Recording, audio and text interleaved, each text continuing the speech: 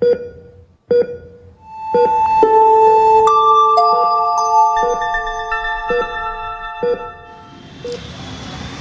दोस्तों, मैं आपका दोस्त कान्हा एक बार फिर से आप सबका स्वागत करता हूं आपके इस प्यारे प्लेटफॉर्म नर्सिंग बूस्टर पे। दोस्तों, हम ये जो एनक्लेक्स की सीरीज़ लेके आए हैं, इस सीरीज़ के अंदर हम कुछ ऐसे क्वेश्चंस के बारे में बात करेंगे जो क्वेश्चन आपको मोस्टली एग्ज़ाम में पूछे जाते हैं और प्रैक्टिकल बेस्ड, कंसेप्ट बेस्ड ये क्वेश्चन होते हैं। तो चलिए इस सीरीज़ के पहले क्वेश्चन की ओर हम बढ़ते हैं। आज का जो हमारा क्वेश्चन है, इस क्वेश्चन के बारे में बात करने से पहले मैं आपको कुछ बता देता हूं कि ये जो क्वेश्चन आपसे पूछे जाते हैं, अगर आपको एग्ज़ाम के अंदर कोई भी ऐसा क्वेश्चन है जो आपको दिख रहा है कि लेंथी है, लंबा क्वेश्चन पूछा गया है, तो सबसे पहले तो आपको घबराना नहीं है, ठीक है। सबसे पहले तो आपको उस क्वेश्चन को आराम से, शांति से पढ़ना है, देखना है कि क्या आपको उस क्वेश्चन के अंदर पूछा गया है। तो इस क्वेश्चन के बारे में हम बात करते हैं कि इस क्वेश्चन में आपको क्या पूछा गया है। तो the nurse is assessing a client, nurse एक क्लाइंट को असेस कर रही है। Admitted to the hospital, hospital के अंदर जो एडमिट हुआ है, with a diagnosis of appendicitis, यानी एक नर्स क्लाइंट को असेस कर रही है जो कि हॉस्पिटल में एडमिट हुआ है अपेंडिसाइटिस के साथ में, मतलब एक अपेंडिसाइटिस का केस आया है आपके सामने।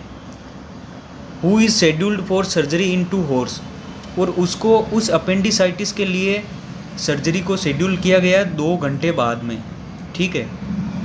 The client begins to complaint, चलिए इसका थोड़ा अपन लेंथ कम कर लेते हैं। तो अपन देखते हैं, the client begins to complaint of increase abdominal pen.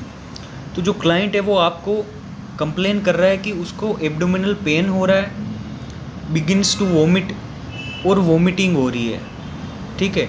On assessment, उसके इस सिम्टम के आधार पे जब नर्स उसको असेस करती है, तो the nurse notes that the abdomen distended, जो एब्डोमन है वो डिस्टेंडेड मीन्स होता है फूला हुआ, तो एब्डोमन है वो फूला हुआ है। And bowel sounds are diminished, diminished means होता है किसी चीज़ का कम हो जाना, तो बोवल साउंड्स जो है वो आपकी डिमिनिश्ड हो गई है, कम हो गई है, आपको सुनाई नहीं दे रही है। Which is the most appropriate nursing intervention, तो ऐसे केस में मोस्ट एप्रोप्रिएट, सबसे सही नर्सिंग इंटरवेंशन क्या होगा, ठीक है, नर्स का क्या रोल होगा। तो इस क्वेश्चन को एक बार शॉर्टली वापस अपन रिव्यू करते हैं, अपन से क्या क्या पूछा गया है। आपको बताया गया है कि एक क्लाइंट आया है जो अपेंडिसाइटिस का है, ओके, अपेंडिसाइटिस का एक क्लाइंट आया है, who is scheduled for surgery in 2 hours, जिसकी 2 घंटे बाद में सर्जरी होनी है। वो क्लाइंट अचानक से कंप्लेन करने लगता है कि उसको एब्डोमिनल पेन हो रहा है, वोमिट हो रही है, और असेसमेंट करने के बाद में नर्स क्या नोट करती है कि उसका एब्डोमन है वो डिस्टेंडेड, फुला हुआ एब्डोमन है, and bowel sound are diminished, और उसकी बोवल साउंड नहीं सुनाई दे रही है।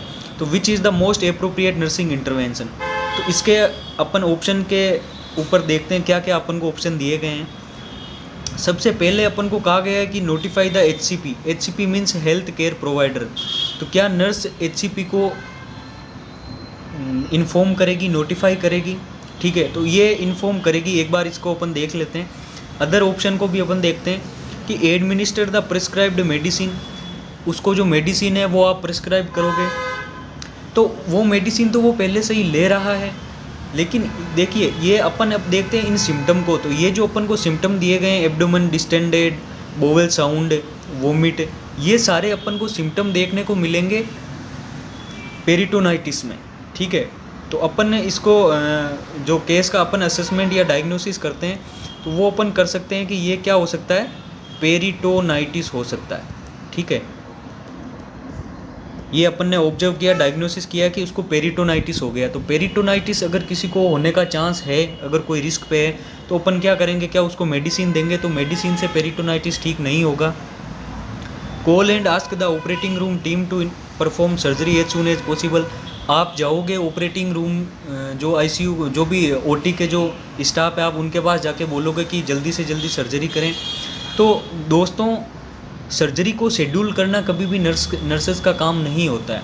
सर्जरी कब होनी है, कब करनी है, ये नर्सेज का अपना काम नहीं है। तो ये आपके लिए रॉन्ग होगा आंसर। बी ऑप्शन भी आपके लिए रॉन्ग होगा।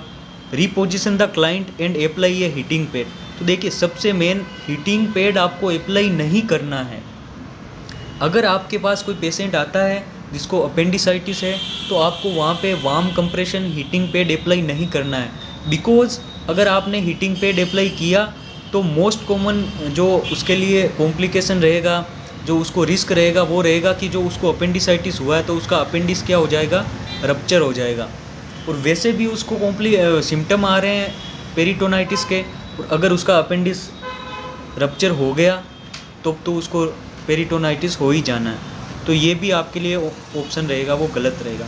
तो राइट ऑप्शन क्या रहेगा आपके, राइट ऑप्शन आपके रहेगा नोटिफाई द HCP। ठीक है, आप हेल्थ केयर प्रोवाइडर को क्या करोगे, नोटिफाई करोगे। तो आज अपन ने इस क्वेश्चन के कंसेप्ट में क्या देखा, अपन ने क्या सीखा। आपको ये याद रखना है कि if you assess any complication in patient, अगर आप किसी भी पेशेंट में कॉम्प्लिकेशन आपको आप ऑब्जर्व करने पर ये लग रहा है कि उसको कॉम्प्लिकेशन हो सकता है किसी भी डिजीज़ का, तो आपका जो प्राइमरी रोल होना है वो सबसे पहले आपको इन्फॉर्म हेल्थ केयर प्रोवाइडर, सबसे पहले आपको हेल्थ केयर प्रोवाइडर को इन्फॉर्म करना है। आपको उसको रिपोजिशन अपन तब दे सकते हैं जब उसको डिस्कम्फर्ट हो रहा हो, तब भी अपन रिपोजिशन दे सकते हैं। अगर कोई कॉम्प्लिकेशन हो रहा हो तब अपने को रिपोजिशन नहीं करना है। ठीक है, अपन को सीधा हेल्थ केयर प्रोवाइडर को इन्फॉर्म करना है। Heat should never be applied to the abdomen of a client with suspected appendicitis. अगर किसी को अपेंडिसाइटिस है तो वहाँ पे आपको हीट पैड नहीं यूज करना है, क्योंकि आप वहाँ पे रिस्क रहेगा अपेंडिक्स के रप्चर होने का। Scheduling surgery is not your work. Surgery को शेड्यूल करना आपका काम नहीं है, वो OT वालों का काम है, वो डॉक्टर का काम है, आपका काम नहीं है। तो आपको तो सिर्फ हेल्थ केयर प्रोवाइडर को इन्फॉर्म करना है, आगे जो भी उनका एक्शन होगा वो उनका होगा, आपकी रिस्पॉन्सिबिलिटी यही रहेगी। So okay guys, I hope आपको ये क्वेश्चन, आपको ये कंसेप्ट अच्छे लगे होंगे। और मैं ये दावा तो नहीं करता कि ये आपके एग्ज़ाम में आएंगे ही आएंगे, लेकिन मैं ये ज़रूर आपको बता सकता हूँ कि इन्हीं कंसेप्ट से रिलेटेड क्वेश्चन आपको ज़रूर देखने को मिलेंगे आपके आने वाले एग्ज़ाम में। तो अगर आपको ये वीडियो हेल्पफुल लग रहे हैं तो आप कमेंट करें, ज़्यादा से ज़्यादा इस वीडियो को लाइक करें, और अगले वीडियो में हम फिर मिलेंगे एक नए कंसेप्ट के साथ में। Thank you.